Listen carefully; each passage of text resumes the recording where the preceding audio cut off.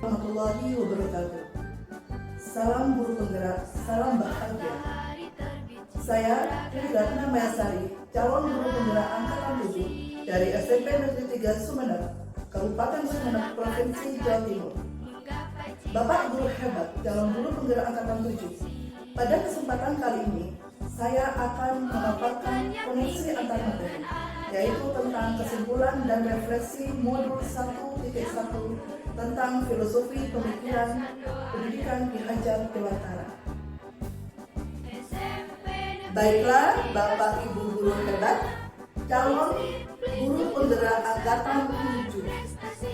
Pada kesempatan kali ini, sebelum saya memaparkan tentang kesimpulan dan refleksi modul 1.1, saya akan menyampaikan terlebih dahulu bagaimana tujuan pendidikan menurut Ki Hajar Dewantara dan dasar-dasar pendidikan menurut Ki Hajar Dewantara.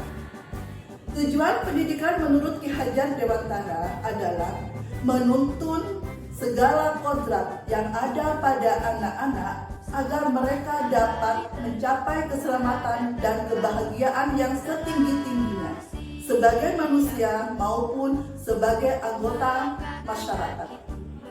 Yang kedua, apa dasar-dasar pemikiran pendidikan menurut Ki Hajar Dewantara?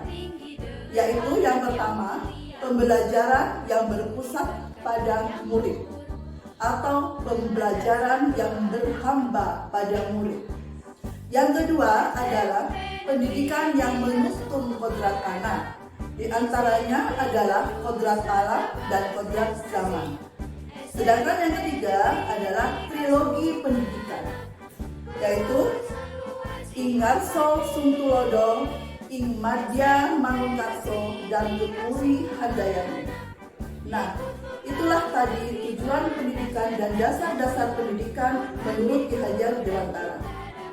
Baiklah, Bapak guru hebat, berikutnya akan kami paparkan bagaimana koneksi antar materi tentang kesimpulan dan refleksi modul 1.1. Mari kita simak. Apa yang Anda percaya tentang murid dan pembelajaran di kelas sebelum Anda mempelajari modul 1.1? Sebelum saya mempelajari modul 1.1 tentang pemikiran pendidikan menurut Ki Hajar Dewantara, di kelas saya hanya mentransfer materi pelajaran saja kepada murid. Ketuntasan dalam penyampaian materi saya anggap lebih penting daripada memahami karakteristik murid. Hanya melihat nilai dan aspek kognitif saja. Jika nilai murid sudah mencapai KKM, maka saya anggap pembelajaran yang sudah saya sampaikan sudah berhasil. Kemudian murid hanya sebagai objek pembelajaran saja. Pembelajaran berpusat pada guru atau teacher center. Selanjutnya, saya tidak memperdulikan apakah murid saya sudah benar-benar paham akan materi yang saya berikan atau tidak. Hanya meminta siswa menghafal materi saja. Sering merasa gagal atau mengeluh jika banyak murid yang tidak tuntas setelah melakukan pembelajaran. Berikutnya adalah apa yang berubah dari pemikiran atau perilaku Anda setelah mempelajari modul 1.1. Setelah mempelajari modul 1.1, saya menyadari bahwa apa yang saya pikirkan dan saya lakukan selama ini kepada murid-murid saya adalah sesuatu yang tidak tepat. Ternyata, setelah saya mempelajari modul 1.1 tentang pemikiran pendidikan menurut Ki Hajar Dewantara, saya baru menyadari bahwa seharusnya saya melakukan proses pembelajaran secara menyeluruh, bukan hanya dari segi aspek kognitif saja.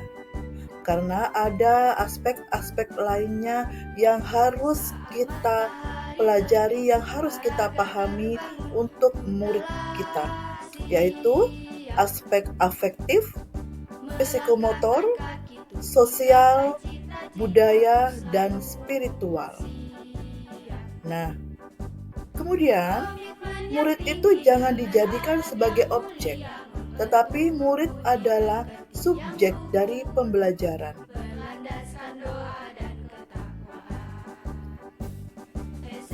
Guru juga merupakan fasilitator dalam proses pembelajaran. Jadi, di sini guru hanya berperan sebagai fasilitator untuk menentukan bagaimana siswa dapat belajar sesuai dengan keinginannya. Selanjutnya, setelah mempelajari modul 1.1 ini, saya atau guru harus ikhlas penuh kesabaran dengan segala ketulusan hati.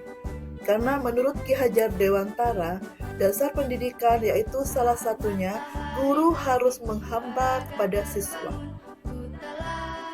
Selanjutnya, harus mempelajari karakteristik siswa, di mana siswa harus diberikan kesempatan untuk tumbuh sesuai dengan kodratnya.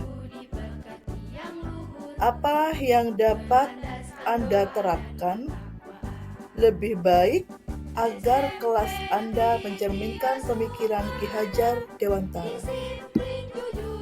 Yang dapat segera saya terapkan dalam pembelajaran di kelas antara lain menerapkan pembelajaran abad 21, yaitu berpikir kritis, kreatif, komunikasi, dan kolaborasi sesuai dengan pemikiran pendidikan menurut Ki Hajar Dewantara.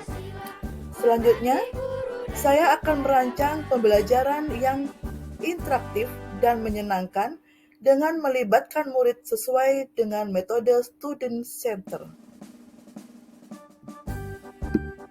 Selanjutnya, saya juga harus mengenali karakter dan latar belakang murid dengan menjalin komunikasi yang baik dengan murid maupun dengan orang tua murid.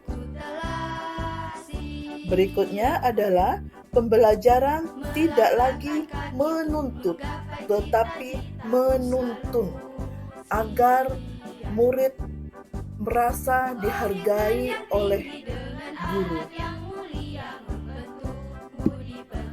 Terima kasih Bapak Guru Hebat, calon guru penggerak Angkatan 7.